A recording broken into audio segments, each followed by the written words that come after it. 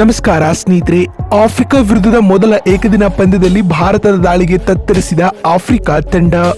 ವಿಶ್ವ ದಾಖಲೆ ನಿರ್ಮಿಸಿದ ಅರ್ಶ್ದೀಪ್ ಸಿಂಗ್.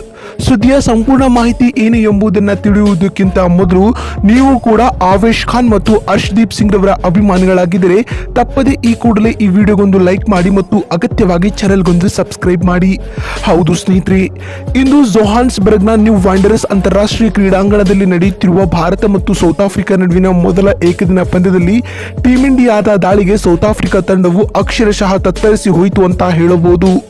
ಹೌದು, ನ್ಯೂ ವಾಂಡರರ್ಸ್ ಅಂಗಳದಲ್ಲಿ ನಡೆದ ಭಾರತ ಮತ್ತು ಸೌತ್ ಆಫ್ರಿಕಾ ನಡುವಿನ 3 ಪಂದ್ಯಗಳ ಏಕದಿನ ಸರಣಿಯ ಮೊದಲ ಪಂದ್ಯದಲ್ಲಿ ಟಾಸ್ ಗೆದ್ದು ಮೊದಲು ಬ್ಯಾಟಿಂಗ್ ಮಾಡಿದ ಸೌತ್ ಆಫ್ರಿಕಾ ತಂಡವು ಹೇಳಿಕೊಳ್ಳುವಂತ ಆಟವನ್ನ ಆಡಿಲ್ಲ ಅಂತ ಹೇಳಬಹುದು ಸ್ನೇಹಿತರೆ. ಕೇವಲ 3 ರನ್ ಗಳಿಸಿದ ವೇಳೆ ರೀಸಾ ಹೆಂಡ್ರಿಕ್ಸ್ ರವರ ವಿಕೆಟ್ ಪಡೆಯುವ ಮೂಲಕ ಅರ್ಶ್ದೀಪ್ ಸಿಂಗ್ ರವರು ಟೀಂ ಇಂಡಿಯಾಗೆ 2ನೇ ಓವರ್ನಲ್ಲಿ ಯಶಸ್ಸು ತಂದುಕೊಟ್ಟರು ಸ್ನೇಹಿತರೆ. ಇನ್ನು ಮರು ಎಸೆತದಲ್ಲೇ ವ್ಯಾಂಡರ್ ಡ್ಯೂಸನ್ ರವರು ಯಾವುದೇ ರನ್ ಗಳಿಸದೆ ಡಕ್ಔಟ್ ಆಗುವ ಮೂಲಕ ಆಫ್ರಿಕಾ ತಂಡಕ್ಕೆ 2ನೇ ಆಘಾತವನ್ನ ನೀಡಿದರು ಅಂತ ಹೇಳಬಹುದು.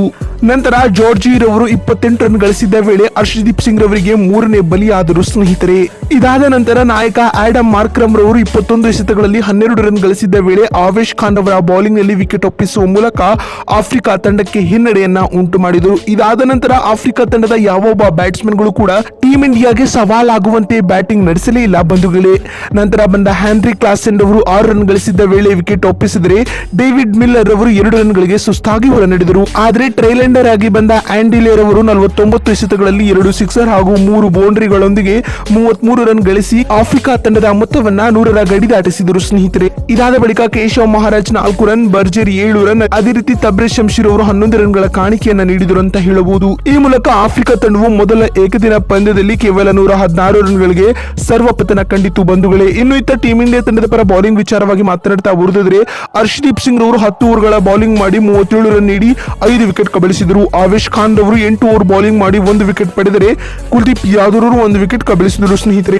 ಇನ್ನು ಅರ್ಶ್ದೀಪ್ ಸಿಂಗ್ ರವರು ಒಂದು ಪಂದ್ಯದಲ್ಲಿ 5 ವಿಕೆಟ್ ಕಬಳಿಸುವ ಮೂಲಕ ತಮ್ಮ ವೃತ್ತಿ ಜೀವನದ ಏಕದಿನ ಮಾದರಿಯಲ್ಲಿ ಮೊದಲ 5 ವಿಕೆಟ್ ಗಳನ್ನ ಪಡೆದ ವಿಶ್ವ ದಾಖಲೆಯನ್ನು ನಿರ್ಮಿಸಿದರು ಸ್ನೇಹಿತರೆ.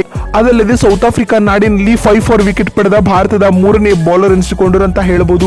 ಬಂಧುಗಳೇ, ನಿಮ್ಗೆ ಏನಿಸುತ್ತೆ? ಭಾರತ ತಂಡವು ಈ ಟಾರ್ಗೆಟ್ ಅನ್ನ ಕೇವಲ 10 ಓವರ್ಗಳಲ್ಲಿ ಚೇಸ್ ಮಾಡುತ್ತದೆಯೋ ಅಥವಾ ಇಲ್ಲವೋ ಅನ್ನುವ ನಿಮ್ಮ ಅನಿಸಿಕೆ ಮತ್ತು ಅಭಿಪ್ರಾಯವನ್ನ ಕಾಮೆಂಟ್ ಮಾಡುವ ಮೂಲಕ ತಪ್ಪದೆ ತಿಳಿಸಿ. ವಿಡಿಯೋವನ್ನ ಇಲ್ಲಿವರೆಗೂ ನೋಡಿದ್ದಕ್ಕಾಗಿ ಧನ್ಯವಾದಗಳು. ಮತ್ತೊಂದು ವಿಡಿಯೋದಲ್ಲಿ ಸಿಗ್ತೀನಿ. ಅಲ್ಲಿವರೆಗೂ ನಮಸ್ಕಾರ.